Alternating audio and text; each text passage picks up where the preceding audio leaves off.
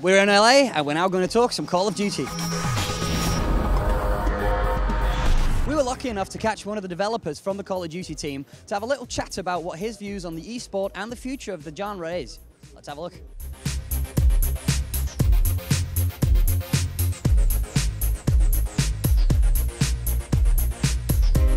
The thing I think that gives Call of Duty a competitive edge in the esports environment is multiple things. We have a variety of modes, which is I think really cool. Each year we have different modes coming out. In the past we had Hardpoint, now we have Blitz. And that keeps things kind of fresh. The other thing we're doing is we're innovating in kind of like the view, like how the game is viewed. Our codcasting mode, which allows you to spectate. We've introduced the Oracle mode, which outlines enemies, and that's really helped kind of like lower the barrier to entry to like actually watching a first-person shooter. You don't see a guy running down a hallway and all he sees is an empty hallway. You can actually see the enemy outline. The viewer can see the enemy outline through the wall, and this adds to viewer anticipation. You instantly start as a viewer building in your mind what's going to happen. How's this going to go down? Is he going to take them out? Is that guy going to shoot him? Oh man, there's another guy over there. He's going to hear it, and so the engagement there is much higher. And I think that has given us with Ghosts a cool advantage.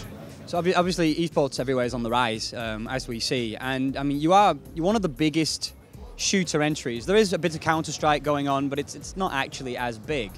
But what are your views on esport as it grows? I mean, how do you imagine that this is going to end up? Are we talking Super Bowl? Are we talking what? I mean, since this is now becoming somewhat of an acknowledged sport. I think the esports popularity is just going to keep rising. You can see that there's certain things that are kind of like happening. The integration of Twitch on the new consoles is going to help players. They can just pop in, they have their console, the thing's going to pop up, they're going to be like, oh, actually, I've never really watched Call of Duty, I play Call of Duty, and they'll quickly be able to get in, watch some Call of Duty, see the Oracle mode, be engaged, and then from there, I don't have like big predictions other than that. I think it's just going to keep getting bigger and bigger because viewers are able to get engaged. When Modern Warfare 1 came out back in the day, it pretty much reinvented the wheel. I mean, it redefined shooter genres, and everyone else since has adapted the MMO aspect. The fact that all of a sudden a shooter was an MMO, it was a massively multiplayer online game. You had persistent progression, you had your perks, you had character development, things like this. We hadn't seen that at any point before. I mean, for the next iterations, obviously without revealing anything, but for the next iterations, are you still looking at redeveloping, or are we at a stage right now where we're just kind of redefining and fine-tuning? I mean, that's a challenge. That's a question we ask ourselves as devs with each game. We always start out initially like we're pushing the boundaries. We might strip out all perks and all weapons from the game, all kill streaks, and start building new systems. We might leave systems in and start adding things on top of them.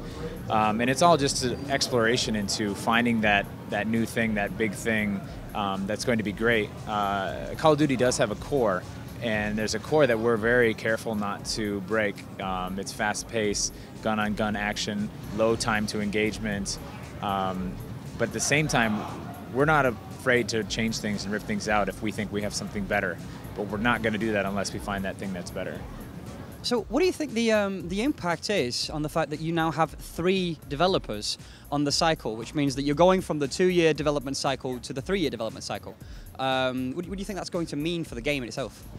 I think the impact of the 3-year development cycle, you can start seeing that in our DLC that we've released with DLC 1 with the Mike Myers, and DLC 2, some of the awesome stuff we're doing there.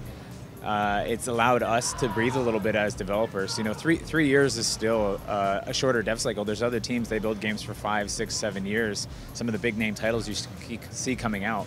So we still have our work cut out for us. But just in the short term, I think we've already seen gains with what we've been able to do with DLC and you know, the attention we've been able to give Ghosts post-ship. Well, there you have it. What do you reckon? What's going to happen with esports from here on out?